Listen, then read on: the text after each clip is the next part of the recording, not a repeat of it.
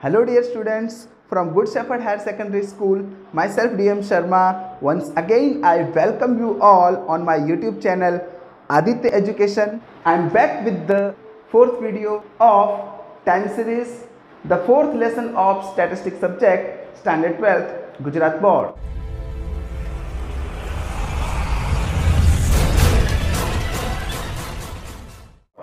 Friends, in the last video we have seen sum number 1 and sum number 2 from exercise 4.2. Today we will see the short sum number 10 from exercise in section D, and along with that we will see the moving average method, in which we will study how to solve the sums of 3 years moving average and 5 years moving average. For that we will see sum number 1 and sum number 3 from exercise 4.3. So without wasting time, let's start. On the textbook page number 180 exercise में section D में 10 number का sum, fit a linear equation for the following data for variable y of a time series. आपको 4 details दी हुई हैं। n is equal to 4, sigma y is equal to 270, sigma T Y is equal to 734। तो friends ये एकमात्र short सम है। अगर इस टाइप का सम आएगा तो यही सम आएगा, या इसके नंबर्स खाली चेंज हो जाएंगे। बाकी शॉर्ट सम की और कोई दूसरी मेथड इस चैप्टर में नहीं है, तो इस सम को बड़े ध्यान से करिएगा। तो चलिए फ्रेंड्स, हम हमारे स्टेप्स को फॉलो करते हैं। तो हमारा जो सबसे पहला स्टेप है वो है फाइंड टी बार। तो टी बार के लिए हमें चाहिए सिग्मा टी अपॉन एन। तो सिग्मा टी वो हमें यहाँ पर नहीं दिया हुआ है, यहाँ हमें सिग्मा टी वाई दिया हुआ है। तो सिग्मा टी के बिना हम टी बार फाइंड नहीं कर सकते, और वाई बार हम फाइंड कर सकते हैं। सिग्मा वाई अपॉन एन 270 हम अपॉन 4 करेंगे तो हमें मिल जाएगा 67.5। लेकिन टी बार कैसे फाइंड करेंगे फ्रेंड्स, हमारे पास टी नहीं है। तो मैंने आपको लॉन्ग सम सॉल्व करते टाइम बताया था कि टी की वैल्यू वो हमेशा 1 2 3 4 5 6 7 ही होती है। तो फ्रेंड्स यहाँ हम टी खुद बनाएंगे। हमें यहाँ पर n इज इक्वल टू 4 दिया हुआ है, तो 4 नंबर तक हम 1 2 3 4 ले लेंगे। ये हमारे लिए टी हो गया, और सिग्मा टी की जो वैल्यू है वो हमें मिल जाएगी 10। तो फ्रेंड्स अब हम 10 अपॉन 4 करके फाइंड कर सकते हैं 2.5। तो टी बार और वाई बार हमने फाइंड कर लिया है। Now friends our second step is to find B, और बी के लिए जो फॉर्मूला है वो है n sigma T Y minus sigma T into sigma Y upon n sigma T square minus sigma T whole square. तो चलिए friends value रखेंगे।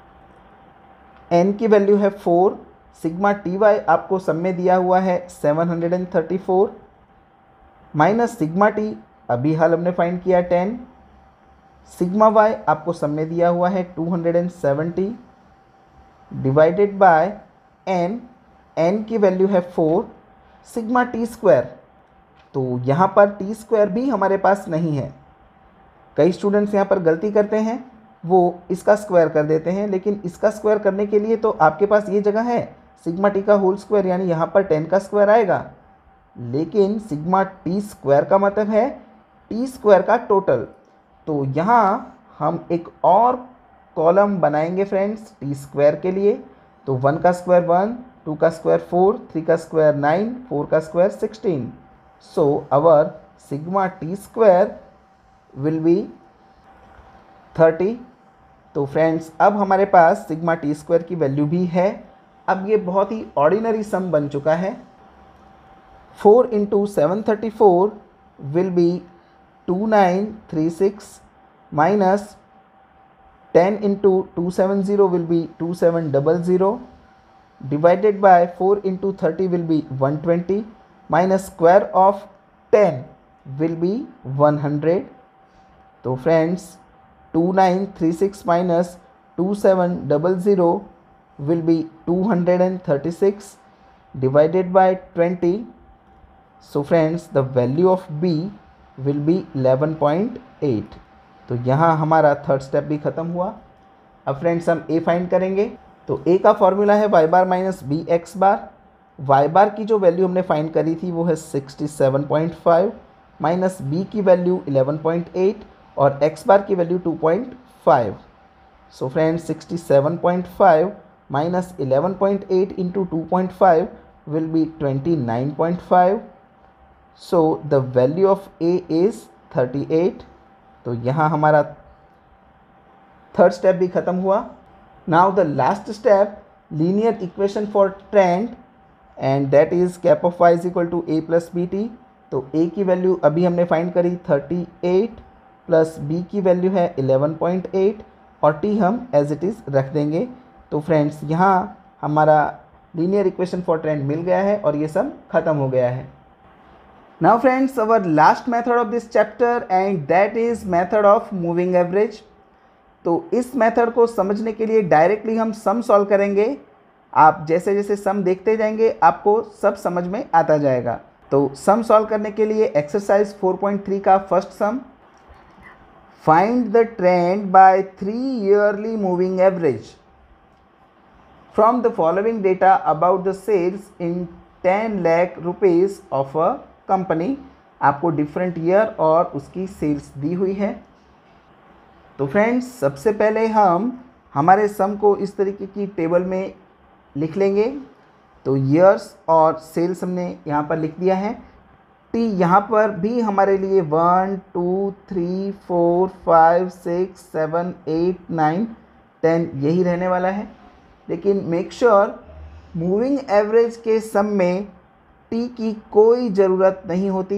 ये जस्ट हम बनाने के लिए बनाते हैं। आप देखना पूरा सम सॉल्व हो जाएगा, लेकिन इस टी की कोई ज़रूरत हमें पड़ने वाली नहीं है। मूविंग एवरेज में आपको 3 टाइम के सम्स पूछे जाते हैं, जिसमें 3 years moving average, 4 years moving average और 5 इयर्स मूविंग एवरेज के सम्स आपको पूछे जाते हैं। अब ये ईयर्स की जगह पर वीकली भी हो सकता है, मंथली भी हो सकता है, जैसे कि 3 मंथली मूविंग एवरेज या 3 weekly moving average, 4 monthly moving average या 4 वीकली मूविंग एवरेज, और ईयरली भी पूछा जा सकता है। तो उससे कैलकुलेशन पर कोई फ़र्क नहीं पड़ता। तो यहाँ हम 3 ईयरली मूविंग एवरेज फाइंड करने वाले हैं। तो 2 कॉलम हमको सम में दिए होते हैं। थर्ड कॉलम हम टी के लिए बनाएंगे, फोर्थ कॉलम हम बनाएंगे 3 ईयरली मूविंग टोटल के लिए, और at last 3 yearly moving average के लिए लास्ट कॉलम हम बनाएंगे 3 ईयरली मूविंग एवरेज का। तो चलिए फ्रेंड्स सम की मेथड सीखते हैं। तो इस टाइप के सम्स में आपको शुरुआत से जो y का वेरिएबल दिया है उसकी स्टार्टिंग की 3 वैल्यू ले लेनी है, और इन तीनों वैल्यू में जो नंबर बीच में आ रहा है उसके सामने आपको इन तीनों का टोटल लिख देना है, 3 + 4 + 8, और उसके बाद यहाँ पर टोटल करना है। तो टोटल फ्रेंड्स हम एक साथ करेंगे। इसके बाद बुक में जो मेथड दिखाई है उसमें ये बताया है कि जैसे इन तीनों का टोटल होता है 15, तो आप 15 यहाँ लिखिए, 15 में से 3 माइनस करिए और 6 प्लस करिए, फिर उसका टोटल फाइंड करेंगे, फिर उसका टोटल यहाँ रखिए, उसमें से 4 माइनस करिए, 7 प्लस करिए। तो ये एक कॉम्प्लिकेटेड मेथड बन जाती है। आपको बार बार कैलकुलेटर को हाथ लगाना पड़ेगा। इस मेथड में सबसे खास बात यह है कि आपका कंसंट्रेशन मेंटेन रहना चाहिए। आप कौन से नंबर को ऐड कर रहे हो, कौन सा नंबर माइनस हो रहा है, अगर यहाँ पर आपका कंसंट्रेशन लूज़ हुआ तो सब रॉन्ग हो जाएगा। तो मैं आपको जो मेथड सिखाने जा रहा हूँ उसमें कैलकुलेटर की ज़रूरत आपको लास्ट में पड़ेगी। तो देखिए फ्रेंड्स मैं आपको किस तरीके से बता रहा हूँ। तो जैसे 3 4 8 इन तीनों के बीच में 4 आया, उसके सामने हमने ये लिख दिया। अब आप ऊपर से एक एक नंबर छुपाते जाइए, जैसे मैंने यहाँ पर 3 को छुपा दिया है। तो अब नेक्स्ट मेरे पास बचता है 4 8 6। तो यहाँ लिख दीजिए 4 + 8 + 6, इसके बाद इस 4 को भी छुपा दीजिए। अब बचता है 8 6 7, तो 8 + 6 + 7, फिर इस 8 को भी छुपा दीजिए। तो अब बचता है 6 7 11, तो 6 + 7 + 11, फिर इस 6 को भी छुपा दीजिए। तो आपके पास रहेगा 7 + 11 + 9, फिर इस 7 को छुपाइए, 11 + 9 + 10, देन 11 को भी हाइड करिए, 9 + 10 + 14, और इस 9 को भी हाइड करिए, 10 + 14 + 12। जब लास्ट वाला नंबर इंक्लूड हो जाए तब आपकी कैलकुलेशन यहाँ पर ख़त्म हो जाती है। तो ऊपर भी आपके पास एक कॉलम बचा था, नीचे भी आपके पास एक कॉलम बचेगा। तो फ्रेंड्स, आपने देखा कि यहाँ पर इन वैल्यूज़ को लिखने में हमें कैलकुलेटर की ज़रूरत नहीं पड़ी। कैलकुलेटर की ज़रूरत हमें अब पड़ेगी जब हम इन सब का टोटल करेंगे। तो अब आप एक साथ इन सब का टोटल कर सकते हैं। 3 + 4 + 8 हमने कर ही रखा है 15, then 4 + 8 + 16 will be 18, 8 + 6 + 7 will be 21, और ऐसे ही हम इन सब का टोटल करेंगे।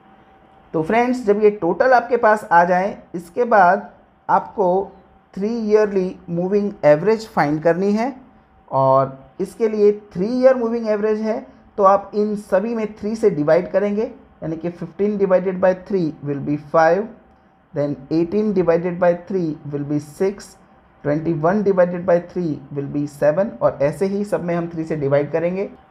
तो फ्रेंड्स, यहाँ आपका ये सम ख़त्म होता है। तो जब भी आपको 3 ईयर्स या 3 वीकली या 3 मंथली मूविंग एवरेज पूछी जाए तो आपको इसी तरीके से कैलकुलेट करना है। स्टार्टिंग के 3 नंबर हम उठाएंगे, उन तीनों के बीचों बीच जो नंबर आता है उसके सामने हम कैलकुलेशन स्टार्ट करेंगे। उसके बाद एक एक नंबर हाइड करते जाएंगे और उन सब का एडिशन हम लिखते जाएंगे। तो चलिए फ्रेंड्स, एक और सम देखते हैं। Now friends, sum number 3, find the trend using 5 yearly moving averages from the following data of profit in lakh rupees of a trader in different years। तो आपको डिफरेंट ईयर्स दिए हैं और प्रॉफिट इन लाख रुपीस दिया हुआ है। तो friends, यहाँ पर भी हम इसी तरीके से टेबल बनाएंगे। ये ईयर और प्रॉफिट हमको सब में दिया हुआ था।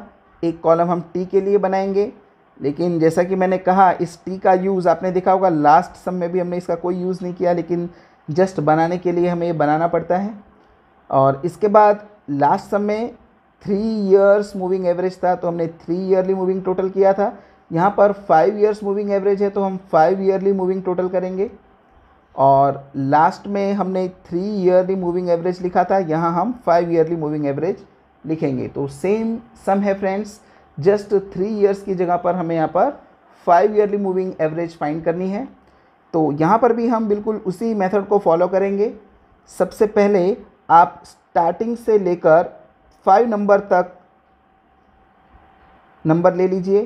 तो 1 2 3 4 5, तो हमारे जो नंबर्स होंगे वो यहाँ तक के नंबर्स हम स्टार्टिंग में लेंगे। तो अब इन सभी नंबर्स के बीचों बीच जो नंबर आता है वो है 18। आप देख सकते हैं 1 2 3 4 5, इनमें बीचों बीच जो नंबर है वो है 18। तो इस 18 के सामने से हम कैलकुलेशन स्टार्ट करेंगे। तो ऊपर के 2 कॉलम हमारे छूट जाएंगे, ऐसे ही नीचे भी हमारे 2 कॉलम छूट जाने चाहिए। तो अब फ्रेंड्स, इन पांचों नंबर्स को हम यहाँ लिख देंगे, जैसे 15 + 14 + 18 + 20 + 17 और इक्वल टू, और यहाँ हम टोटल के लिए थोड़ा सा स्पेस रखेंगे। अब फ्रेंड्स, हमारी वही मेथड, ऊपर से मैं 15 को हाइड करूँगा। तो अब जो नेक्स्ट 5 नंबर्स है वो मैं यहाँ लिखने वाला हूँ, जैसे कि 14 + 18 + 20 + 17 + 24। फिर मैं 14 को हाइड करूँगा, तो 18 + 20 + 17 + 24 + 27। Then I will hide the 18, तो स्टार्टिंग होगी 20 से, फिर 17 + 24 + 27 + 25, और 20 को हाइड करूँगा। इसके बाद 17 + 24 + 27 + 25 + 23, तो आप देख सकते हैं ये 23 जैसे ही इंक्लूड हो जाएगा हमारी कैलकुलेशन वहाँ पर ख़त्म हो जाएगी। तो ऊपर के 2 कॉलम और नीचे के 2 कॉलम हमारे छूट गए। अब हम एक साथ इन सब का टोटल फाइंड करेंगे। तो फ्रेंड्स फर्स्ट 2009 के सामने जो नंबर्स है उनका टोटल होगा 84, देन 93, 106, 113 और 116। तो लास्ट सम में 3 ईयरली मूविंग एवरेज फाइंड करने के लिए हमने इस टोटल में 3 का डिवाइड किया था। यहाँ पर 5 ईयरली मूविंग एवरेज है तो हम 5 से डिवाइड करेंगे, यानी कि 84 divided by 5 we will get 16.8, then 93 divided by 5 we will get 18.6 और इसी तरीके से बाकी की कैलकुलेशन भी हम करेंगे। तो फ्रेंड्स यहाँ पर हमारा 5 ईयर्स मूविंग एवरेज का सम भी ख़त्म होता है। तो कोई भी 5 ईयरली मूविंग एवरेज हो आपको इसी तरीके से करना है। So friends, we stop here today. I hope you all have understood all the methods, formulas and sums that I have explained. If you have any doubt, you can ask me in the comment section, या आप मुझे मेरे mail ID पर भी mail करके question पूछ सकते हैं। If you still have not subscribed my channel, then please subscribe it and press the bell icon button so that you can get the notifications of my next videos on the very first day. Friends, अगर आपको video पसंद आया है तो please उसे like करें, अपने friends में शेयर करें और अपना वैल्यूएबल कमेंट हमें दें ताकि हमें ऐसे ही इंस्पिरेशन मिलता रहे। बहुत जल्द मुलाकात होगी आपसे अगले वीडियो में। तब तक के लिए पढ़ाई करें, सुरक्षित रहें।